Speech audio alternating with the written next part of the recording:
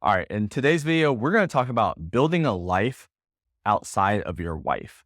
And there's two scenarios I see here with my clients. The first one is that they spent so much time working on providing, taking care of the family, being at home, the kids, that they have nothing beyond that. So when they find themselves in a marriage crisis, they don't have anywhere else to go. It's solely focused on their wife. They don't have a life. And she calls it out as like, you need friends, you need to do things, et cetera, et cetera. That's one scenario. Another scenario is that they let go of everything to focus on the marital issues. And they get so hyper focused, they have no other outlets. Their whole life gets absorbed. They spend all their time watching YouTube, reading books, focusing on her, thinking about what she's doing, not doing, that they get lost. And it's all they focus on. So here are some things in both of those scenarios that I want you to focus on so that you can begin to build a life beyond your wife. And this is important because if you're so single-mindedly focused, then you get narrow, you get tunnel vision, you get even more reactive to the ups and downs. You have no outlets, you have nobody to talk to, and you just get isolated. And that can be a maddening effect. And she also knows because you become more needy, more anxious, you put more pressure on her. So these are outlays so that you can release some of that built up energy, get some additional perspectives, have some fun in your life because this whole process doesn't have to be miserable. You can have fun during this time too. That is okay. So let's go ahead and jump in. The first one is you need other males in your life. You need other men. And this could look like a support group. It could look like a church group. It could look like just spending time with your friends. The big caveat here is you want people who are going to support your journey, who are going to hold you to a high standard, who's going to give you quality feedback. You don't want to spend your time with a whole bunch of other divorced men or men who are cheating on their wives or men who have terrible marriages or, well, single men can be okay, hit or miss, depending.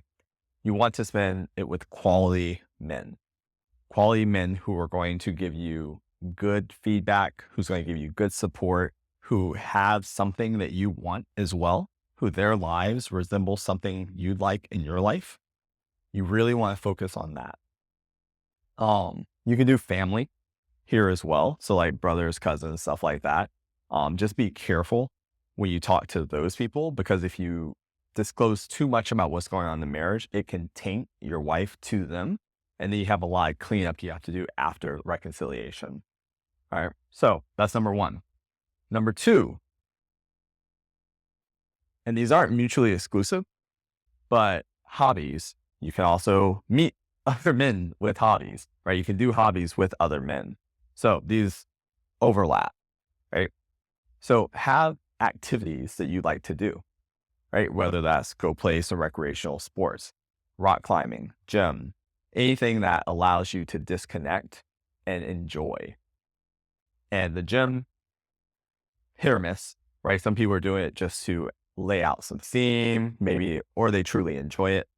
So you just want to make sure your hobby is a source of pleasure, enjoyment, fun, right? Tennis is a hobby for me. It's somewhere where when I'm playing, I'm only focused on that. I'm not thinking about any other parts of my life. I'm truly enjoying it. It could be drawing, painting, reading, like whatever. Find a hobby. Find something that takes you away and is a source of pleasure and enjoyment. Next, you want to have some goals, right? Goals beyond reconciliation, whether that's career goals, whether that's physical goals, whether that's financial goals, whether it's travel goals. Have goals beyond reconciliation. Have other ways you can win in your life. Because if your only benchmark for winning is fixing your marriage, then you're going to be on the ups and downs. You feeling good is going to be dependent on what's happening in the marriage. But you need to give yourself other ways of winning throughout the day, right? Maybe you want to train for a marathon. So maybe today was a bad day with the wife, but you did a personal record with your mileage. Like, give yourself other ways to win. Give yourself other ways to feel good during this process. All right. Fourth, Your kids. Don't just focus on your wife. Also focus on your relationship with your kids. If that's something that's been suffering as well, invest time in there. Get involved. Figure out what is important to them. Do things with them as well. Don't leave them out of this process. I don't see this happen very often, but I do see it happen sometimes. And definitely don't leave your kids out in this process. Invest, build that relationship. Some of the tools that you're learning to help improve your marriage will work equally as well with your children. And they are probably going to be far less resistant to reconnecting with you. So those can be quick wins and ways to get in reps with the skills that you're learning. And lastly, you want to take on other leadership positions, right? So if you're practicing becoming a better leader in the marriage, well, maybe she's not receptive to it yet. Maybe you're working on building back the trust so you can fully show up.